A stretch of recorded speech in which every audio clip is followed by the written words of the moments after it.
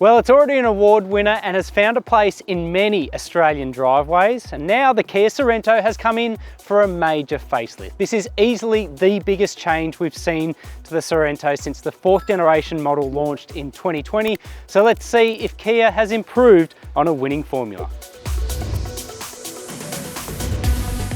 The Sorento is a vehicle that needs little introduction with Aussie families, anointed our best family SUV for 3 consecutive years, alongside its mantle as the 2020 Car Sales Car of the Year.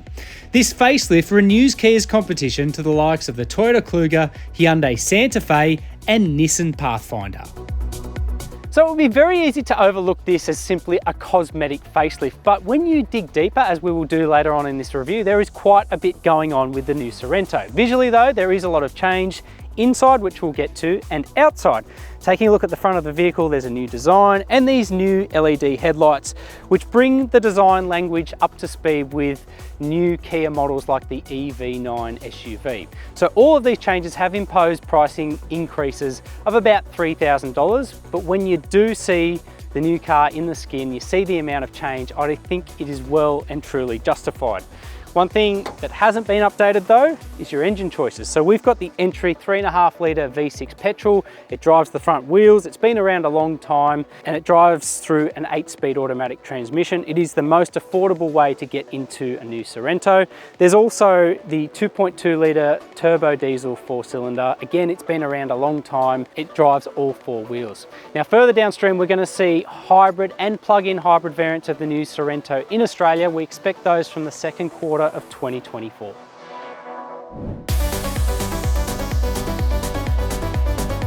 Inside, the updated Sorento has been thoroughly modernised with this cleaner dashboard interface, a new curved display and nicer use of materials throughout the cabin, including this beautiful suede headlining on this flagship GT line model.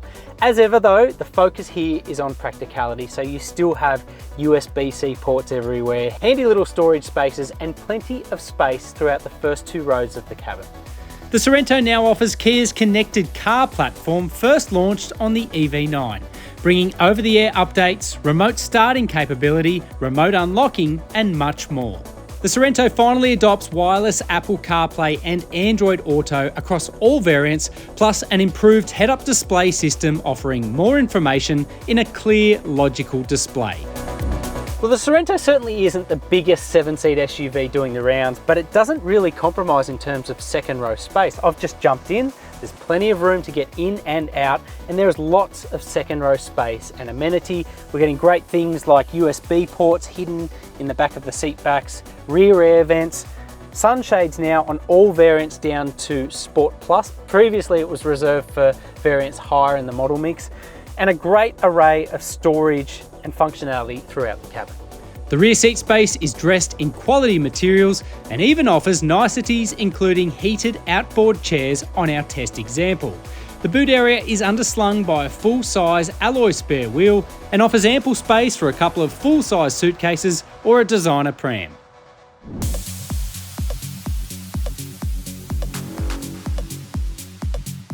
So when this 4th generation Sorento first emerged in 2020, it really did reset 7-seat class dynamic benchmarks because it was comfortable, it was quite competent dynamically, and it was really refined inside the cabin. It was a huge step up, not only for Kia, but for this segment in general. And it went a long way to explaining why that particular car won our Car of the Year in 2020. When we look at the new version, it is basically a more polished example of the Sorento that we already know and loved. Essentially, it's quieter inside the cabin, it's more comfortable on road, and with some of the technology underneath, particularly with the suspension, it is better acquitted across a broader range of scenarios on road. It's not perfect, however. There are a couple of little things that they've implemented that I'm not a huge fan of. The first one will chime probably within the first 200 meters of you driving it. It is this extremely sensitive speed sign recognition device that's been fitted to a lot of new Hyundais, Kias, and Genesis models. Basically, every time you go over the speed limit, it will sound an alarm. Every time you change speed limit, it will sound an alarm. We've set up a very handy shortcut in the menu. You just have to go through this function every time you drive the car, and you're able to turn it off. But first world problems aside, this is a really competent and accomplished little SUV. I think the beauty of it is, yes, you're in a 7-seater, probably more a 5+2-seater if we're honest, but it doesn't really drive like a big 7-seater. It's not cumbersome, it's not overbearing, it's not intimidating in any way. In fact, it feels like an SUV the next class down, like the Sportage or the Tucson, because it is so manageable in tight spaces. It's really easy to come to grips with, and spatially you know where the car is on the road at all times. It never feels big or cumbersome in any way. So dynamically, I am a big fan of the changes that Kia has implemented with this 4th generation update. The biggest one in terms of actual hardware are frequency selective dampers. So we've seen that technology in play in the EV6 and the EV9 electric cars.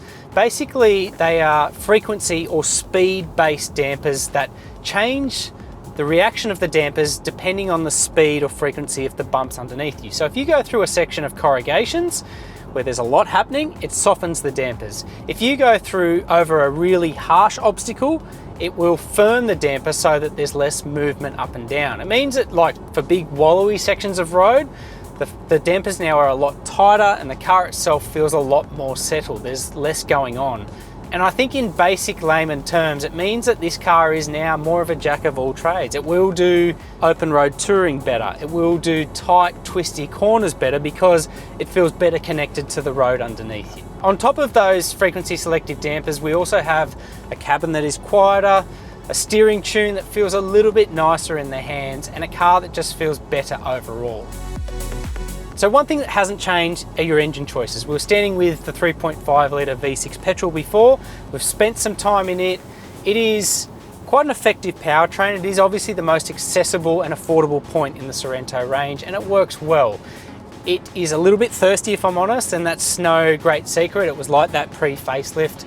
And being that it drives the front wheels only, I don't think it's as well-rounded as the diesel. Now that brings us to this particular test car that I'm in at the moment. So we've switched from the petrol to the diesel, and for mine, this is the engine of choice for the Sorento lineup. Yes, we're going to have the hybrid and plug-in hybrid variants come on stream in the second quarter of 2024, but irrespective of that, I think the diesel is the best blend of efficiency, accessibility in terms of how well the engine works across the rev spectrum. You're getting peak torque from really low on the rev count. It's got a great mid-range cadence, this engine, and what I mean by that is you can be hovering along now at 80 kilometers an hour, 1500 RPM. You only really need to just feather the throttle and it'll kick down a gear and use all of the torque on offer to build speed progressively and effortlessly. And that's what you want, especially in a family setting. All told, the Sorento improves its execution on road and away from it, offering all the redeeming qualities as before with a very moderate increase in price. The 4th generation Kia Sorento has never really been a vehicle looking for drastic improvements because the base was already so good. This latest update though just adds that extra layer of polish. It's the vehicle that we know and love, it's family friendly, it's functional, and all of the new tech is fantastic. There's no reason why this won't continue to be a winning family SUV.